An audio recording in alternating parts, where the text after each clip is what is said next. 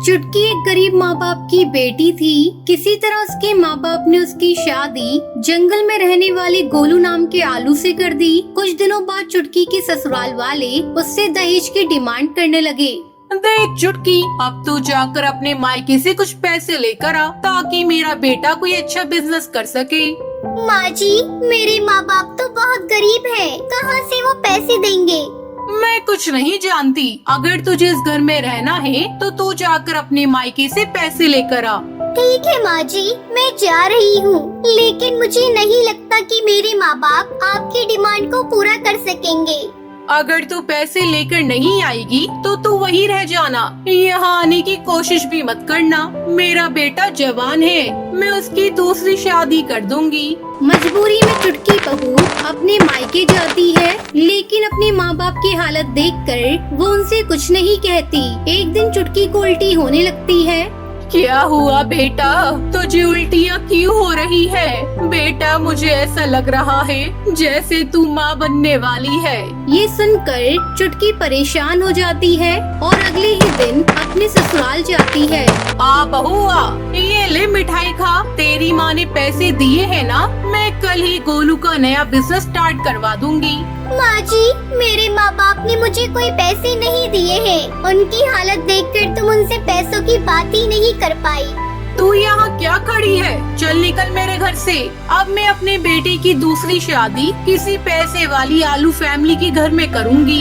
ऐसा कहकर चुटकी की सास गुलाबो उसे धक्के मारकर घर से बाहर निकाल देती है। चुटकी रोती रोती अपने मायके जाती है और समय आने पर एक नन्ही आलू को जन्म देती है। चुटकी दूसरों के घरों में झाड़ू पोछा करके अपनी बच्ची को पालने लगती है। ऐसे ही कई साल गुजर जाते हैं। एक दिन जब चुटकी की बेटी चिंकी स्कूल से घर आती है। माँ, ये देखो, मेरे जूते फट चुके हैं। मेरी सहेलियाँ मेरा मजाक उड़ाती है। मुझे नए जूते ला कर दो, तभी मैं कल स्कूल जाऊंगी।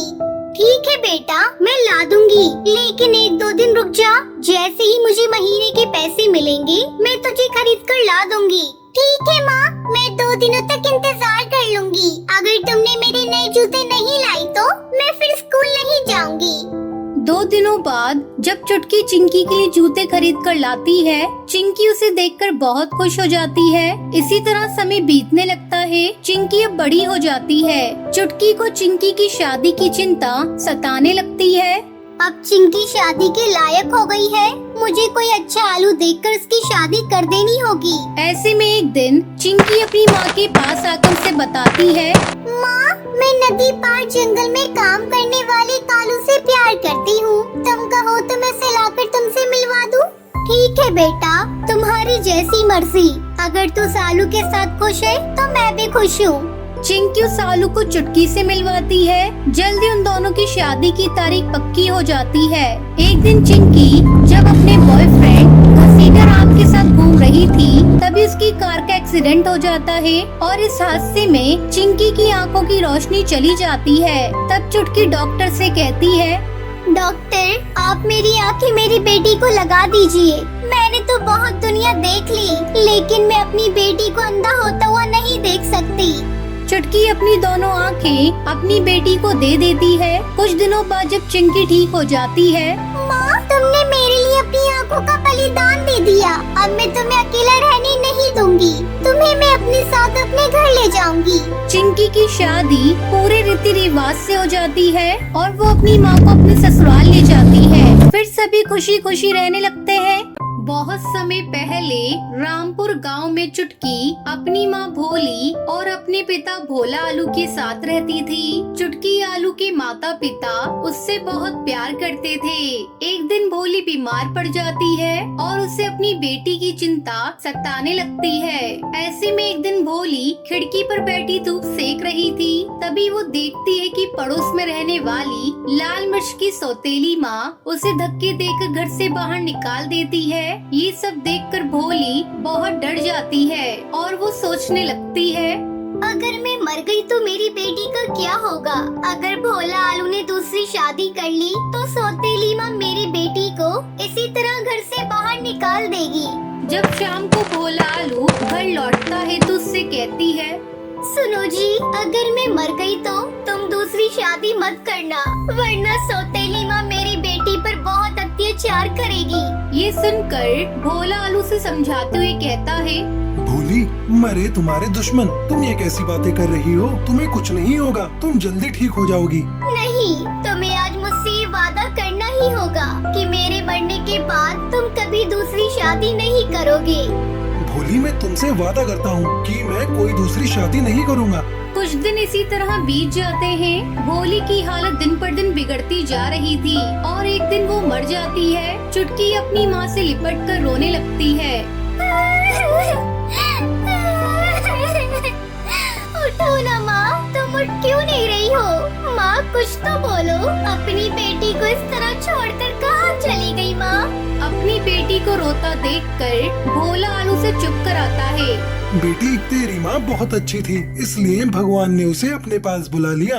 अब भोला आलू अपनी बेटी का ध्यान रखता है और फिर काम पर चला जाता था। एक दिन उसके घर कद्दू आता है और उससे कहता है, तुम कब तक भाभी के गम में इस तरह डूबे रहोगे? मेरी मानो तो तुम दूसरी शादी कर लो। चुटकी बिटिया अभी बहुत छोटी है, उसे माँ की जरूरत है। कद्दू भोला आलू को बहुत समझाता है। ना चाहते हुए भी भोला आलू कद्दू की बात मान लेता है और वो लाली टमाटरी से शादी कर लेता है। लाली टमाटरी शक्ल से बहुत ही भोली थी, वास्तव में वो बहुत ही निर्दयी थी। लाली टमाटरी भोला आलू के सामने चुटकी से बहुत प्यार करती, लेकिन उसके काम पर जाते ही वो चुटकी बिटिया पर अत्याचार करना शुरू कर देती थी। एक दिन वो चुटकी से कहती है, अरे ओ महारानी, चल उठा ये झाड़ू और कमरे में झाड़ू लगा, फिर आकर मेरे पैर दबा और खबरदार, अगर तूने अपने बाप से कुछ कहा तो तेरी बोटी बोटी काट कर चील को खिला दूंगी। तेरे बाप को पता भी नहीं चलेगा। अपनी सौतेली माँ की बात सुनकर चुटकी बहुत डर जाती है। वो अपने पिता से कुछ नहीं कहती। एक दिन चुटकी की तबीयत कुछ खराब थी। जब लाली टमाटरी उससे काम करने को कहती है, तब चुटकी मना कर देती है। माँ, आज मेरी बहुत तबीयत खराब है, इसलिए मैं घर का काम नहीं कर पाऊंगी। मुझे बहुत कमजोरी महसूस हो रही है।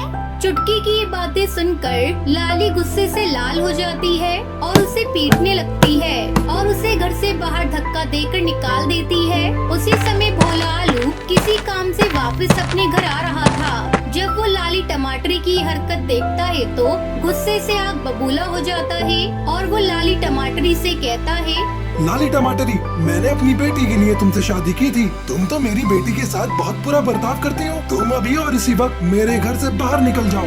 ये सुनकर लाली भोला आलू से माफी मांगने लगती है। भोला, मुझे माफ कर दो, ये चुटकी बहुत ज्यादा बदतमीज है। तुम तो जानते हो ना, मैं तुमसे और चुटकी से कितना प्यार करती हूँ। तुम ही मुझे बताओ, मैं अपनी बेटी को नुकसान पहुँचा सकती हूँ क्या? वो लाली टमाटरी को माफ नहीं करता और उसे घर से भगा देता है। फिर भोला आलू अपनी बेटी चुटकी के साथ खुशी खुशी रहने लगता है।